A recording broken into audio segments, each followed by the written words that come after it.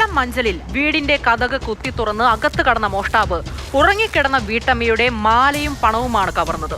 മോഷ്ടാവിനായുള്ള അന്വേഷണം ഊർജിതമായി പുരോഗമിക്കുകയാണ്.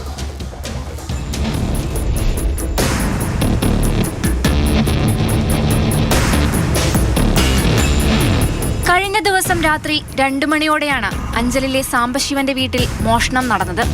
വീട്ടിനുള്ളിലേക്ക് പ്രവേശിച്ച മോഷ്ടാവ് ഉറങ്ങിക്കിടക്കുകയായിരുന്ന വീട്ടമ്മ ശൈലജയുടെ കഴുത്തിൽ കിടന്ന മാല കവർന്നു. മാല പൊട്ടിയേട്ടാന്ന് പറഞ്ഞ് അങ്ങനെ ചേട്ടൻ എണീച്ച് ഞങ്ങൾ രണ്ടും കൂടെ മാല നോക്കി മോനെ ചെന്ന് വിളിച്ചപ്പോഴാ കഥവെല്ലാം തുറന്നു കിടക്കുന്നുണ്ട്. അപ്പോഴാ ഇങ്ങനെ കള്ളം കയറിയതാവുമെന്ന് പ്രതീക്ഷിച്ചത്. അപ്പോഴും പിന്നെ നോക്കുമ്പോൾ മൊബൈൽ കണ്ടില്ല, പേഴ്സിനകത്തുനിന്ന് പൈസ കണ്ടില്ല. പേഴ്സെല്ലാം അങ്ങ് അപ്പുറത്തെ റൂമിൽ കിടക്കുമായിരുന്നു. പിന്നെ കുഞ്ഞുങ്ങളെ രണ്ടിന്റെ അലമാരി തുറന്ന് എല്ലാം വലിച്ചു വാരി താഴെ ഇട്ടിരിക്കുന്നത് കണ്ടത്. മാല കാണാനില്ലെന്ന് തിരിച്ചറിഞ്ഞതോടെയാണ് വീട്ടിൽ പരിശോധന നടത്തിയത്. പരിശോധനയിൽ 2 കിടപ്പുമുറിയിലെയും 2 മുറികളിലെയും അലമാരകളിലെ സാധനങ്ങൾ വാരി വലിച്ചിട്ട നിലയിൽ കണ്ടെത്തി. തുടർന്നാണ് വീട്ടിൽ മോഷ്ടാവ് കയറിയത് വീട്ടുകാർ അറിഞ്ഞത്. 1 പവന്റെ മാലയ്ക്കൊപ്പം പേഴ്സിൽ സൂക്ഷിച്ചിരുന്ന പണവും മോഷണം പോയതായി പരാതിയുണ്ട്. അഞ്ചൽ പോലീസ് സ്ഥലത്തെത്തി വിവരങ്ങൾ ശേഖരിച്ചു. CCTV ദൃശ്യങ്ങൾ ഉൾപ്പെടെ പരിശോധിച്ച് പ്രതിയെ കണ്ടെത്താനുള്ള ശ്രമത്തിലാണ് പോലീസ്.